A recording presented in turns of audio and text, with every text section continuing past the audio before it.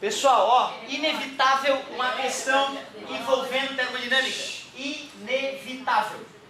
Que história é essa termodinâmica? É aproveitar um gás para pegar energia térmica, energia da temperatura e transformar em energia mecânica, e transformar em movimento.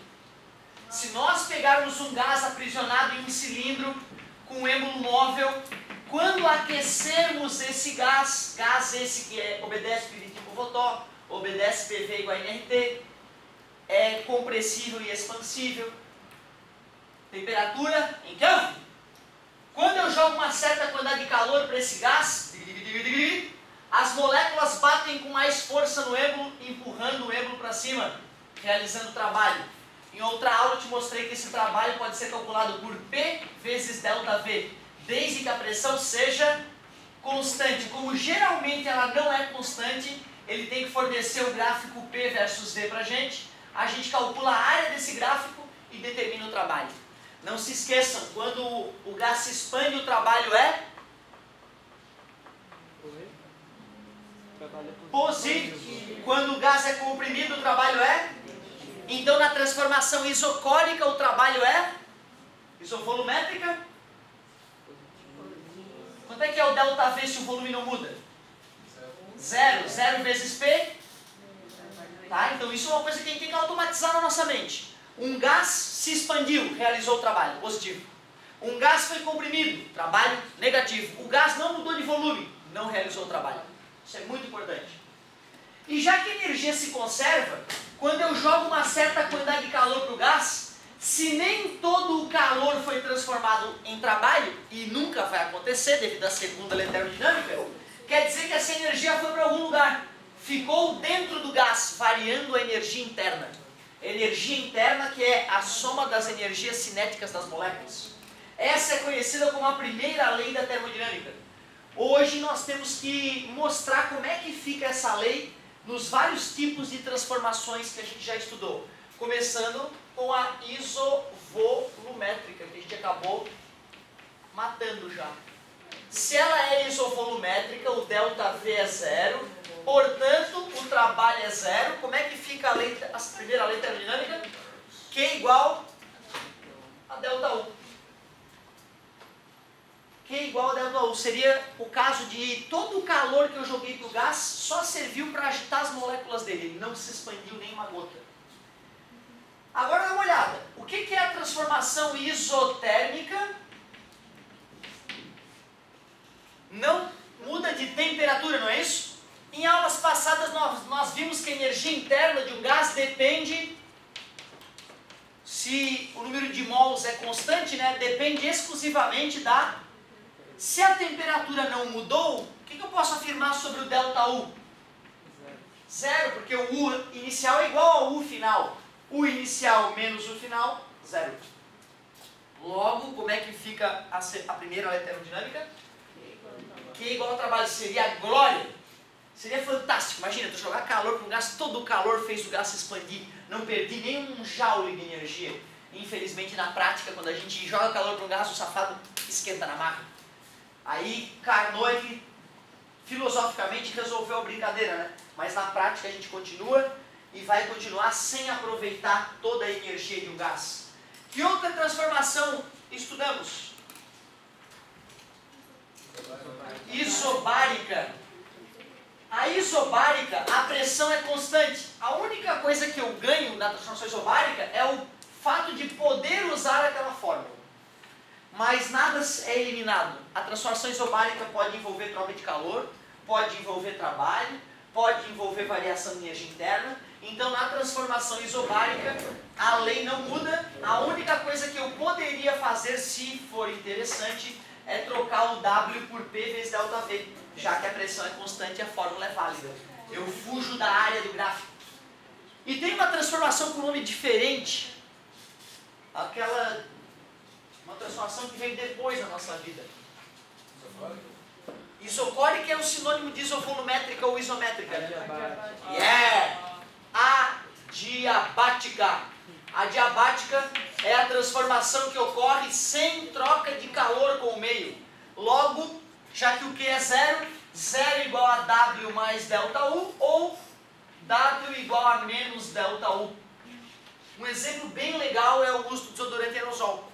A expansão do gás é tão rápida que não dá tempo do gás receber calor do meio externo. Mas o gás se expande. Consequentemente, já que realiza trabalho, é às custas da variação da energia interna, que varia negativamente, baixando a temperatura do gás, dando o efeito geladinho no sovaco, que a galera também conhece. Eu não gosto muito de aerosol. Eu prefiro o Volon. Exceto quando grudo no cabelinho do sovaco. Muito bom. Ô galerinha, que idiota, né? Agora, cheio de tempo. Ô pessoal, acho que dessa primeira aula foi isso que ele nos trouxe. Deixa eu ver se eu esqueci de alguma coisa. Ah, esqueci, óbvio. Transformação cíclica. Faltou o comentário da transformação cíclica, aliás, e relembrar como é que é graficamente essas transformações que nós citamos, não custa? Isso pode ser muito importante. Então, ainda na primeira parte da aula,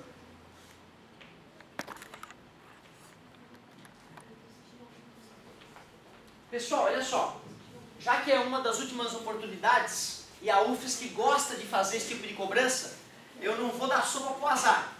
Eu vou fazer uma análise bem completa de gráficos aqui para gases. Como as variáveis são P, V e T, tu deves concordar comigo que essas que são as possibilidades, ó.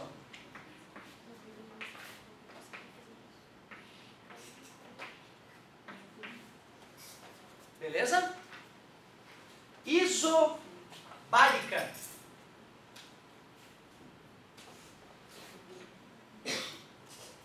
Beleza?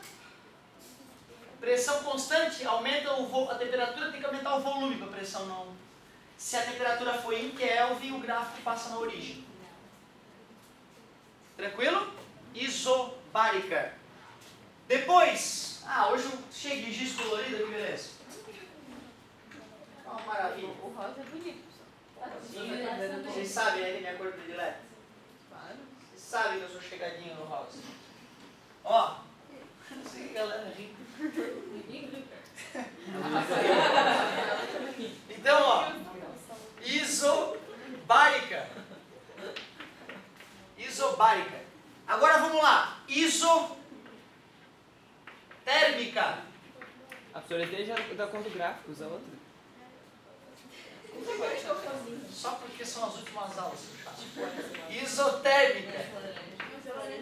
Isotérmica, pô, eu vou no que tem temperatura, né? Tranquilo, ó. Constante, beleza? Gráficos inúteis.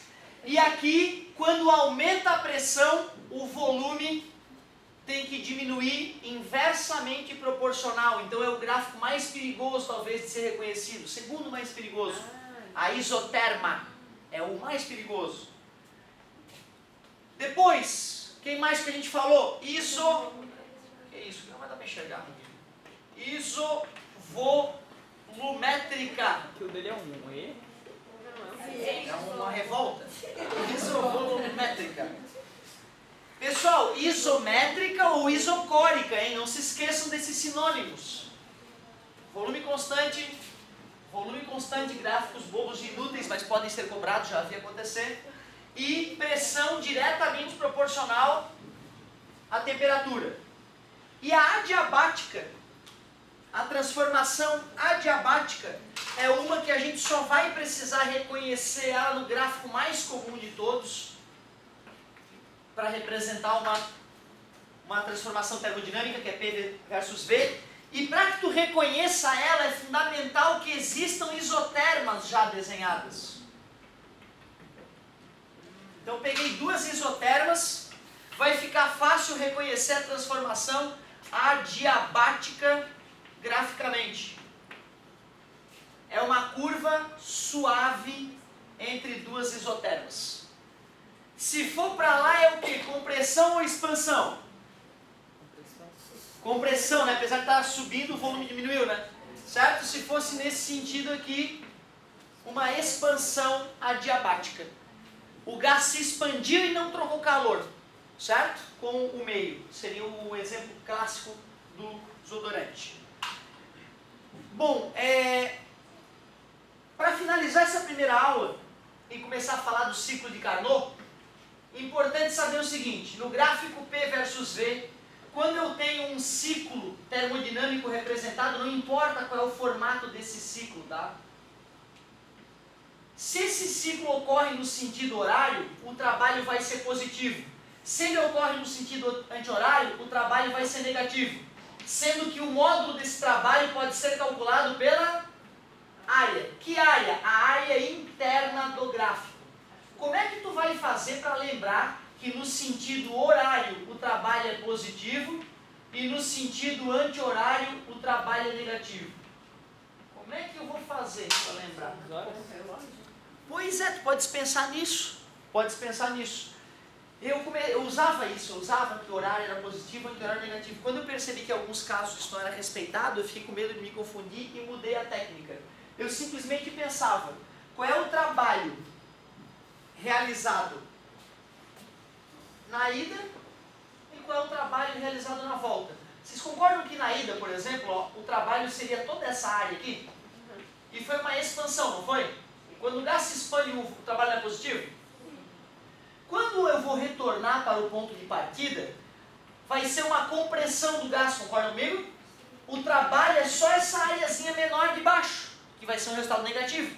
Pegando o resultado anterior, positivo, maior, e subtraindo o resultado posterior, negativo, menor, dá um resultado positivo equivalente à área de dentro do ciclo. Em compensação, se eu faço o contrário, ó, se eu faço uma transformação vindo por cima para a esquerda, é um trabalho positivo ou negativo? Negativo porque o gás sofreu uma redução de volume. E qual é o módulo desse trabalho? Toda essa área grandona. Quando eu vou completar o ciclo, não importa que caminho eu faça. Quando eu vou completar o ciclo no sentido oposto, a área que eu vou gerar, equivalente a um trabalho positivo, será necessariamente menor que a primeira, que era negativa, resultando num trabalho global negativo, equivalente à área interna do ciclo.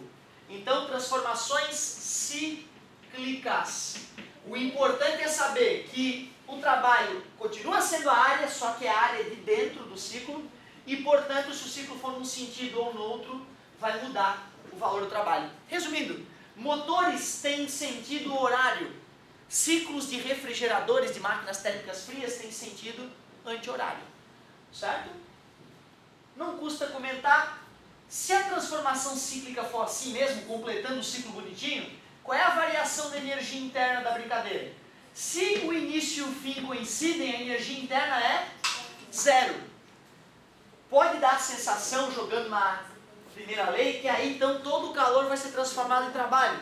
É que na prática, galera, não é o ciclo termodinâmico de um motor, não é assim. A gente joga o gás fora e repete o ciclo com, né, uma outra, não é no mesmo gás. A gente não fica repetindo o ciclo, na verdade, a gente explode o gás lá dentro, joga fora, explode o gás, joga fora. Né? É uma máquina de fluxo também, não é só uma máquina térmica. De qualquer forma, no vestibular, às vezes o cara precisa conhecer, saber esse fato que na transformação cíclica, o ΔU é igual a zero. Aí sim, aí daria para tu arriscar várias questõezinhas dessa aula. Pessoal, olha lá na minha diabática, tá W igual a menos ΔU, né? A apostila usa tal. E ele escreveu que menos ΔU, menos tal é igual a ΔU. Quem tá certo? Os dois, né, pô? Multiplica ambos os lados por menos 1, menos tal igual a ΔU. Desculpa a demora.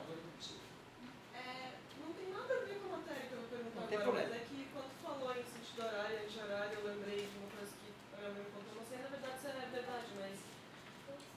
porque a água, quando ela está no tanque, você tira o tubo do tanque, e no hemisfério sul ela desce sentido horário, no norte anti-horário, no Equador ela não gira, ela só desce porque... É o efeito Coriolis, que chama.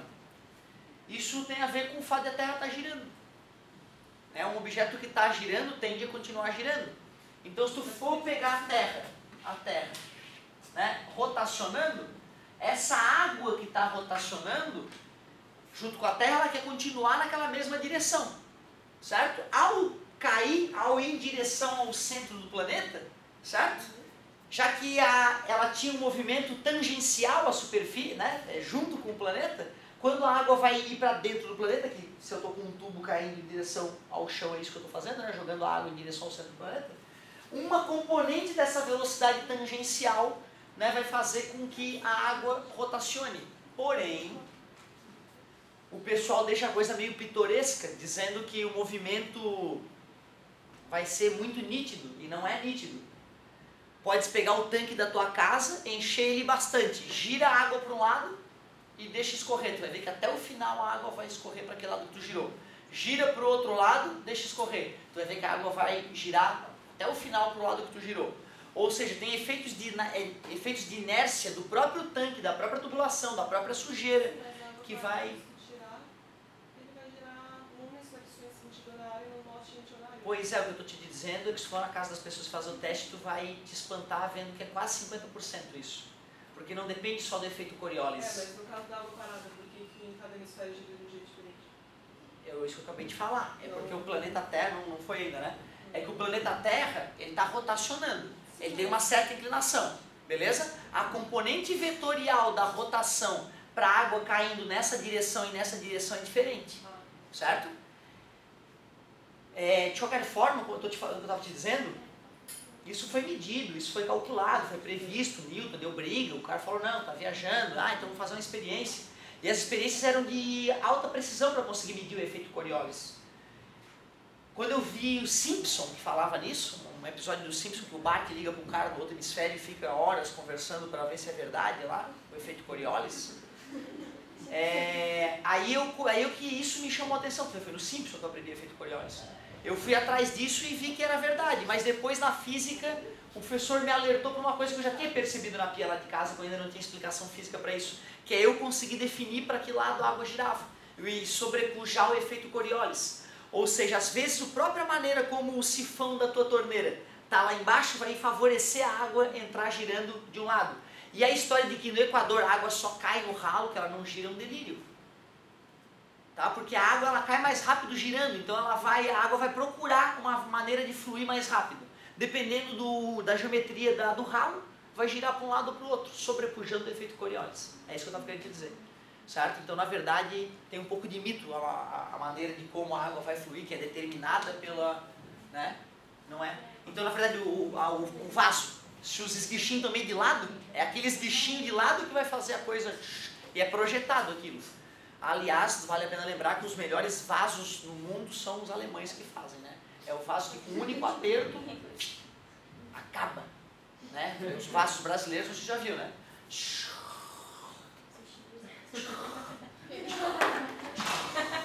Aí, volta o cara. Não, o alemão ele, pô, pelo amor de Deus, engenharia, se for usar engenharia, vamos usar decentemente, pô. Tu aperta o botão, nada. Claro, né? Testes, mais testes, né? Certo? Aliás, não é só vaso sanitário, né? Escova de dente, motor, avião, turbina, engenheiro. Certo? Não é por causa da Alemanha, eu acho. Não, os alemães eles são muito organizados. A engenharia da Alemanha, né? Vocês devem saber, a indústria alemã é top. Os caras são... É que a organização dos caras, né? Tem uns colegas meus que foram trabalhar na Alemanha depois, diz que é uma coisa assustadora. Sábado, vamos passear. Que horas que vai partir o passeio? Vai partir às 6h35. Das 6h30, os alemães já estão no carro. Só esperando das 6h35 para ligar o carro e sair. É uma coisa assustadora.